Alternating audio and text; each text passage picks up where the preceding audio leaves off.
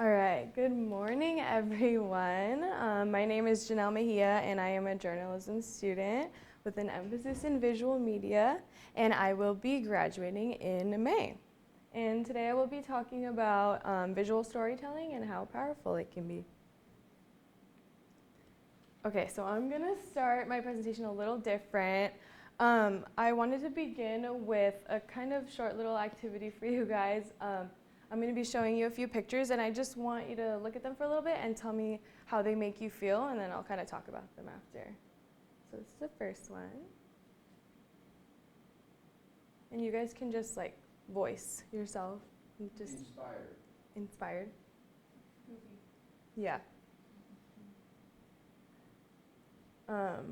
Yeah, so this photo was taken by Arthur Sass in 1951. And it was actually taken on Albert Einstein's 72nd birthday. And the funny story is that he was so tired of smiling for pictures that day that he just, when he saw Arthur trying to take his picture, he just stuck his tongue out. And he actually ended up loving the photo so much that he asked for 9 copies.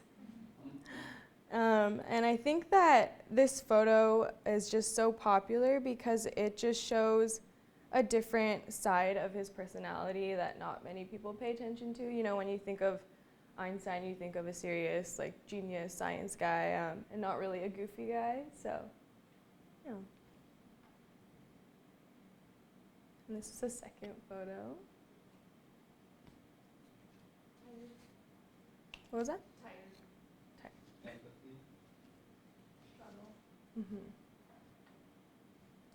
Yeah, this photo was taken by Dorothea Lange in 1936, and it was taken during the Great Depression. She was in California, and she came across this family, and she asked them if she could take their photo. And this is actually a mother of 7 children, and her name is Florence Owen Thompson, and this photo is actually really popular, and it's titled Migrant Mother. And I think it touched so many hearts around the country. Just even though it was heartbreaking, it kind of showed, it revealed how much like families struggled during this time, like some more than others. And then this is the last photo.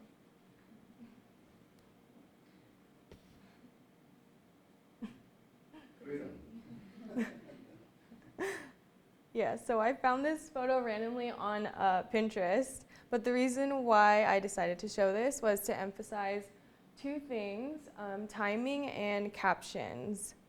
I think the timing of when a photo is taken really affects how the audience perceives a picture, and the capturing of different objects in motion can create an optical illusion and kind of make you see things that you wouldn't see normally. And captions also add context to photos, so if this caption wasn't there, you wouldn't really assume that this is what the photo was taken for. But I think that the combination of both just really can make a story in itself. And usually captions are informative, but in this case it's humorous. So after all that being said, I should probably tell you guys why I'm interested in visual media. Before I started studying journalism at Biola, I was always interested in photography and design, but I never fully explored them. I never took any photo or design classes before this. And after studying journalism, before studying journalism, I never recognized the power of telling stories visually. I was used to it being all around me in magazines and on television and on social media, but I never really processed how important it can be. And I know that it is important because I know that a lot of people process information differently. Like I myself am a visual learner, but before studying it, I never really realized how much meaning photos or videos can bring to stories.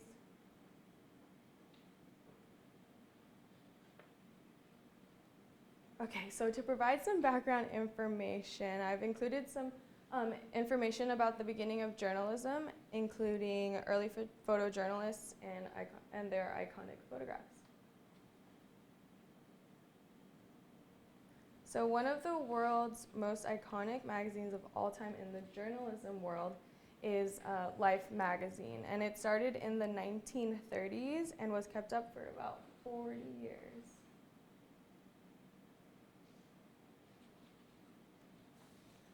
Life was founded by Henry Luce, who was also the publisher of Time magazine, and he created Life magazine because he wanted to establish a publication that was solely focused on photography, unlike Time magazine, which had more written articles than it did photography. And his goal for Life magazine was to focus on photo features and photo essays, more specifically about international topics. So in its entire career, Life magazine actually covered all kinds of topics like World War II, Korea, and Vietnam. And although it was more popular for all of its celebrity features and covers. Unlike Time magazine, which was a monthly publication, this was a weekly publication, but that kind of ended quickly just because the production costs kind of caught up with them, and they ended up being higher than their revenue, so they had to shut down. But Time magazine continued on.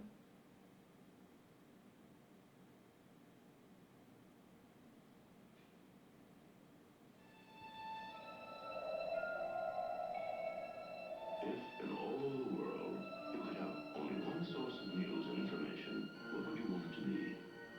Think about that for a moment. Only one source of news and information. What would you want it to be? If you say Time magazine, you're by no means alone. You're among more than 29 million people all over the world who read Time to discover how the events of the nation and the world affect them. Not just 1 week, but every week.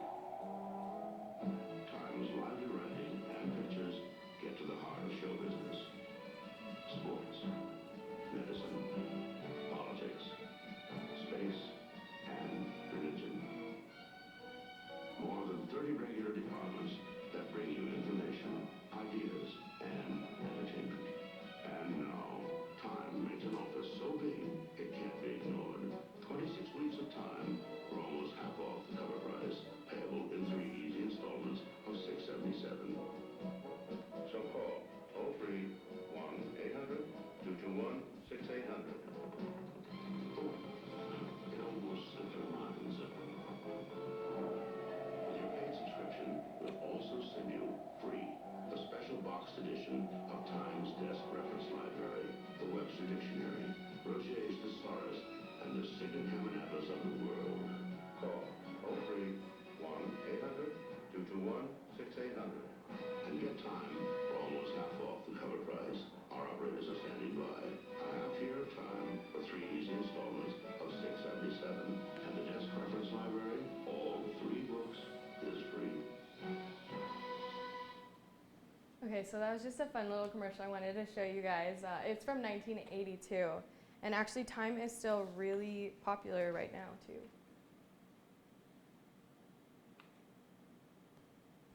Okay, so one of Life's famous photographers is Henri Cartier-Bresson, and he was a French photographer. He was known mostly for his black and white photography, among many things, and he's actually considered the father of photojournalism and is known for his street photography.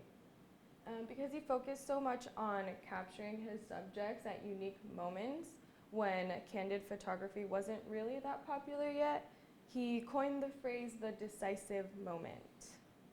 And here are a couple of his photos.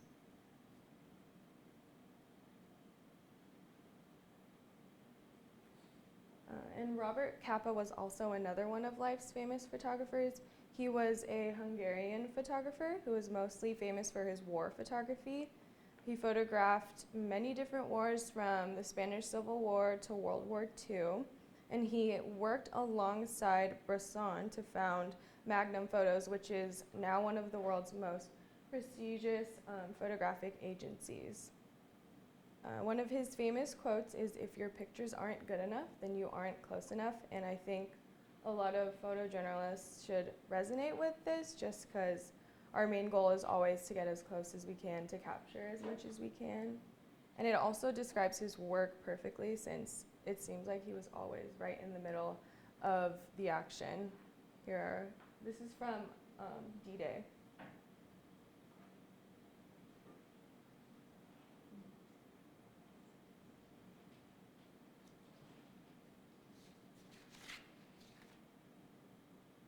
Now, as time goes on and we move into the world of rising technology, social media starts to play a huge role in storytelling.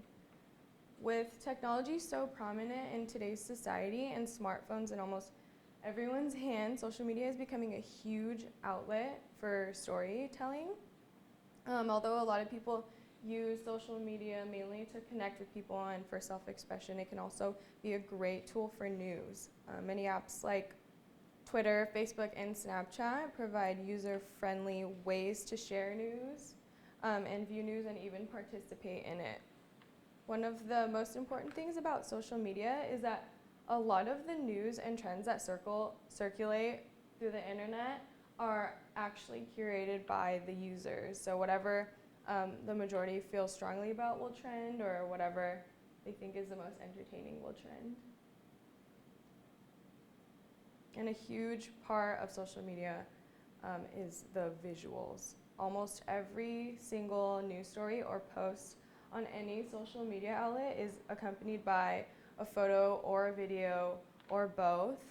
And I think the visuals are what draw the attention in. They kind of grab the audience's attention enough so that they will want to read more or learn more.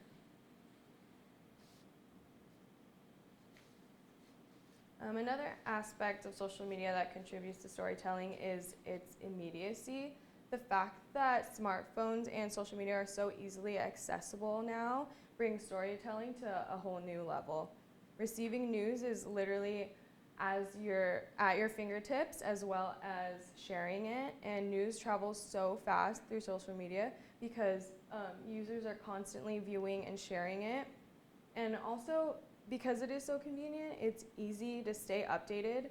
Facts and stories are constantly being updated by the minute, which allows them to stay current compared to weekly or monthly publications like before. Trending stories and news on social media are constantly changing with the world. So I don't know if you guys know what the mannequin challenge is, but it's this challenge that a lot of people are doing on the internet, and it's kind of like they just pretend to be frozen during a song. It's kind of funny. I'll show you. But Grandma, we use Charmin Ultra Soft. Oh, just so ignore. Charmin Ultra Soft gets you clean without the wasteful wadding. It has comfort cushions you can see that are softer and more absorbent, and you can use up to 4 times less. Enjoy the go with Charmin.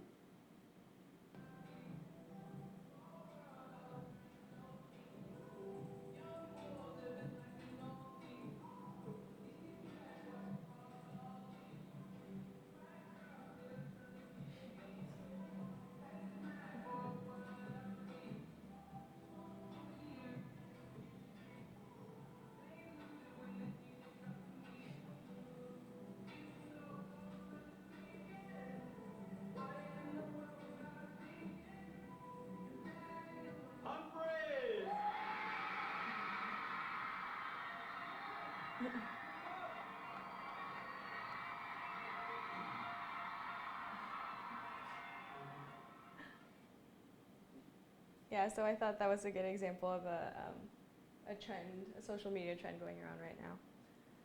All right, so lastly, I hope to take everything I've learned throughout my time here at Biola with me into the professional world after I graduate. I've actually had a couple of internships already, and I've learned from both of them. For Broken Entertainment, I was doing my own photo shoots and managing social media and creating posters and banners. And for Darling Magazine, I didn't get that much hands-on experience, but I did get to see what the press pace is kind of like, and I got to see like a lot of the details that go into production and publication. And I was thankfully able to start a fashion column with a couple of my peers a couple years ago for Biola's newspaper. And I did a lot of writing for that, but I also did a lot of curating and planning for the photo shoots. And my most recent experience has been with the Point magazine and I shot a couple of stories for them too. And I think that experiencing all these things has just made me a little more interested in just creative production altogether. Okay. Okay. And since I'm graduating in May, I've just been thinking a lot more about what I want to do, and I think that I've decided to focus both on photo and design. I've learned a lot about both, like through classes and just my experiences here, so I hope that I get to establish a career that incorporates both. Thank you. Thank you.